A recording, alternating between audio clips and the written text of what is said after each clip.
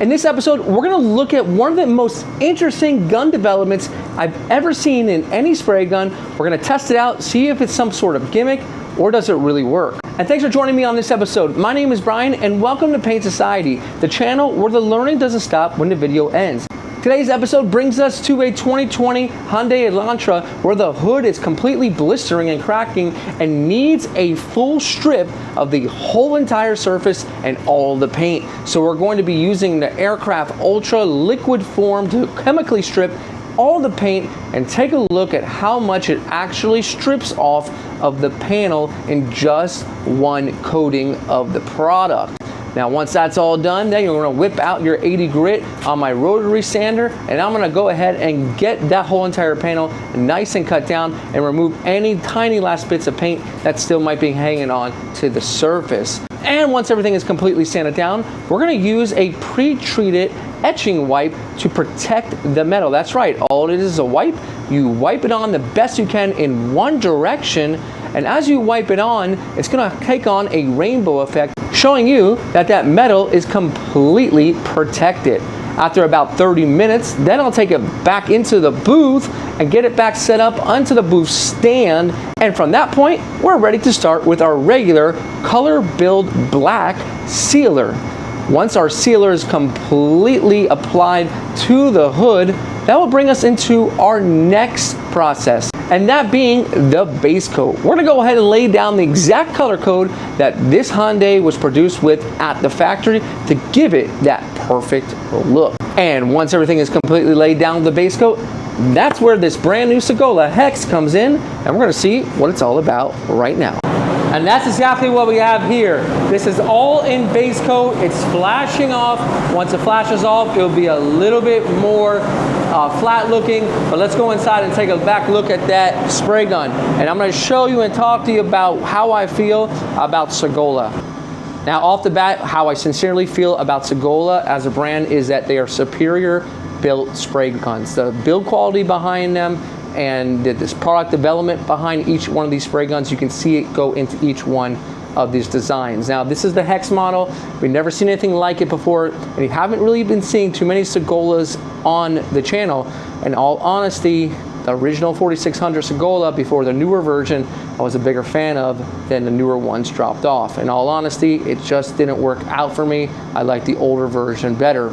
But now with releasing the Hex, Sagola is always up to something and coming up with something new, so that's why I'm really interested in giving it a try. So I'm going to read you exactly what it says, because if I try to remember it and try to commercialize it, it's not going to work. So basically what it's saying is that the actual fluid tip, instead of that circle, is going to be a hex. All right, so the Hex system changes the shape of the spray gun nozzle orifice from the traditional O, which I just said, to a hexagon hex star shape. The resulting sharp corners and flat faces disrupt flow of the paint inside the nozzle, essentially pre-atomizing. Those are key words right there. Pre-atomizing the stream and promoting early droplet breakup before the high-speed air jets get to work, breaking the now disrupted flow. Pretty good writing there, I gotta say. I couldn't even think of that myself. So, when combined with the dynamic flow technology, the DFT, available on a Sagola 4600 top coat spray guns, the result of the groundbreaking Sagola Hex system is an even, ultra fine, with even more consistent uniform fan pattern across wider ranges of pressures. All right. So what the hell does that all mean? Basically, it has 2 points of atomizing the paint. That's what we're going to take a look at. Now I gotta tell you, Sagola, I'm a big fan of the new box design, because on the previous generation it wasn't too pretty. This makes me want to look and see what's inside. Now there's 4 different air caps you can get. They sent over the DVR Clear Pro. What does that mean? That's going to leave a flatter finish. The DVR Clear is more for that orange peel type of finish that you would want, or let's say texture. People say, why orange peel? Well, we want to match the side of a vehicle, so you're going to want to get something like that. Now I'm going to lay it flat because it is a hood, and I want to see exactly what this is capable of. And again, I'm really into the packaging of everything, and this box design is super cool. You can see how the actual box is kind of flat, and the gun itself stands out. It's like almost painted onto the box. Very cool, very awesome. Makes me excited to see what is inside. All right. And again, another great presentation. So if you're going to be using their PPS system, this will be their PPS adapter that comes with it. So let's take a look at that hex design. You can see it right in here. So basically, when we take off our air cap, the fluid tip, this is the fluid tip, right? So the needle is coming through here and then it meets the fluid tip. Traditionally, there is no atomization out of this fluid tip. So what Sagola is saying is, since this fluid tip is no longer tiny, tiny, tiny circle anymore, it's a hex design that's going to break up the clear coat or whatever paint you're painting. It's going to break it up here first, and then you see these little holes right here, all these little holes, all these tiny little holes that make up the air cap. Well, that's going to further break it up a second time, and you're going to have double the atomization. That's exactly what it's saying. Now, if we take a look at what fluid tip they sent, 1.2. 1.2 is a little bit on the low side, but I do like it because it's going to throw out thin, wet coats. And that's probably going to help out with the atomization as well, because you're going to have less paint coming through the gun body, so it's going to be able to break it up a little bit better. So let's see what it's all about. And we're all ready to spray. Orange gloves, orange gun. We got our Sagola regulator on here, and we have our Sagola disposable cup system. Now, how do I set this up? You always want to make sure that this air valve down here is always wound down. So I just wound it in. So you don't want that. You want to wind it all the way down and out. Up here we got fluid and we got fan. I always like that fan to be all the way wound to the left, and that's the way it comes. So for example, winding it all the way to the right, we don't want that. Wind it all the way to the left, which would be counterclockwise, okay? And lastly, to adjust this guy up here, wind it almost all the way out to the point where it's almost going to come off, and then hold that trigger in. So again, trigger's held in, and when I start to wind this and it stops and it kind of pushes a little bit on the trigger right there, so again, wind it out, push the trigger. When I wind it in, and you'll see the trigger move and move just a little bit. It's got resistance. It's set at wide open. Let's leave it right there. We're ready to jump into the booth. This simply attaches right here onto this PPS lid. So we'll put it on, and then we'll have to turn it and make sure that everything is nice and tight, and that these little tabs are above this little locking collar system. Otherwise, you can have some spillage. And also bounce it around a little bit. Make sure you don't have any spillage before you drop it all over your panel. Let's head into the booth. We want to be around 25 PSI within that green range on the regulator. We'll tune it up around 25 PSI, and we'll see what that does. Take a look at the fan. That's the Sagola fan I like. Nice and powerful, nice punch. Not as wide as what we're used to, but it has a nice delivery. Let's go ahead and see my initial thoughts. I have not used this spray gun before, and what I'm looking for in a spray gun is how well it atomizes onto the surface of the panel, and going back and taking a look to see if it has any orange peel or if it has any dry spray. Initial thoughts right now. This is badass. Initial thoughts, wow. Let me just show you real quick. One pass, again, it just needs two. That's all it will need. The paint, the clear is just flowing right out of the spray gun. This is very interesting. I'm always kind of like skeptical about new releases or developments, but this is very interesting. Let me pick it back up over here. Take it to the middle of the hood. So again, there's a few factors that will play into this. Obviously, your clear coat, your spraying environment, all that will take effect of how well your paint is going to flow out, your temperature of reducer, your temperature of hardener. But basically what Sagola is doing is they're saying that right here we're going to atomize your clear first, and then you're going to get the double atomization. All right?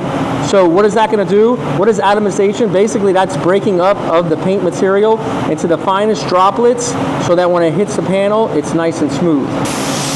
So basically, spray guns are basically made up in an air cap. The air cap, for the most part, is going to be the most crucial design in any spray gun, because so much time goes into getting each and every one of those little holes placed properly, the size of it, and how the distance relates to the fluid tip coming out of the spray gun, so that it has a chance that when the paint comes out of the fluid tip, it can atomize it properly before it leaves the air nozzle. Such an important procedure and development that these guys need to do in order to get these spray guns right. And while that flashes off, I've got to say, it's been really difficult to lead the Series 2 WS400. It's just an amazing spray gun. And there's not many spray guns that I'll put up against it. Sagola is top tier, DeVillibus is top tier, Iwata is top tier. They're always top tier spray guns. And like the one thing that I love about Sagola, again, is that build quality of those spray guns. You always know when you're gonna get a Sagola, it's gonna be manufactured perfectly. I'm not a fan of the regulator too much. I like to run guns without regulators for the most part. And I know they're probably gonna be designing one with the digital version like they always come through and have those many options that they do. But this gun, for the first time, it's a great spraying clear gun. And I'm not the type of guy that's going to sell you short to tell you something, and I'm not really into gimmicks, but that thing lays it down really nice. So I'm going to give it 10 minutes, let it tack up, and then the second coat, I'm going to lay it down a little bit slower. I'm going to see what it can do and see if I can gloss this thing out and not even have to touch it with the buffer. All right, ready for the second coat. I'm going to get you a little more in close and personal. I'm going to give you a better angle of what this fan can do. I bumped it up right at the threshold of 29 where it meets the red area of 30. That's kind of where I want to be. But we're just going to take it for a little bit of a ride. And again, that DVR Pro, I mean, all of us guys want to see glass, right? We want to see it, but if we're spraying glass and it's not matching the OEM peel, we really haven't done our job of a refinish technician and matching not only the color but the finish. It's just not going to make sense. Now on these hoods, roofs, or trunks, they generally are going to lay flatter without the same peel that you're going to have coming off the side of a vehicle. So it doesn't matter as much. But if you just take a look at it, I mean, it's never going to be dead flat. You don't want dead flat, but it's definitely dead smooth looking. It really is. Really is nice. Let me finish up here on the other side. And let me just remind you of something here. This is a 1.2. The one reason why I really like 1.2, especially for going over hoods, roofs, trunks, anything flat, is because you're generally going to put on so much material because you want to see it nice and smooth. And what can happen is you're going to get that solvent pop, too much layers of paint, too thick. And that 1.2 really helps you level off that playing field without putting too much material. And I feel like the 1.2 combined with the double atomization of both the air cap and at the fluid tip really does this gun justice. Again, 1.3 I do like, but I'm really feeling the way the 1.2 is delivering medium, thin, wet coats to the surface of this hood. And what better way to test the gun than on a black flat surface like we have here. Well, this is the level of finish you can expect out of that spray gun. So I'm not here to trick you, I'm here to show you what 2 coats looks like at a 1.2 with double atomization. Really flat, clean paint job. Super clean, super flat. I mean, as a painter, you really can't ask for any more than this, to be honest with you. This is what it comes down to, being able to do jobs, send them out without having to touch it with the buffer to take out some orange peel. No editing, no fancy tools, just straight off the gun. And that's just what it is. I want to be able to get my finishes out the door, get them back on the car, and get another job in and get it out. I don't want to sit there with the buffer. I know my technique, I know I'm a good painter, and I know with any spray gun I can manipulate it in such a way to get that finish down. But with this, it takes out all the manipulation, it just does it itself. You guys know me, I don't take any payment, any promotion, any sponsorship from any paint companies. So if you see me saying something good, it's because I genuinely think it's a good spray gun. But what's the real test? Am I going to continue to use it on the channel? So stick to the channel, see if I continue to use it in just basic videos that I present. Then you'll know how good it is, and we got a lot more to do on this channel because we're super busy here at the shop. But again, thanks Sagola for sending me over this spray gun. I know that you guys believe in me to give you an honest review, and that's just what you guys got. And I hope you guys can enjoy it and possibly add it to your gun collection as well, because it's definitely something new and cool that they showed at the last year's SEMA. And to be able to use the spray gun here in my own paint booth really paints a big picture. Guys, this is Brian from Paints Insider reminding you, don't overthink it. It's just paint.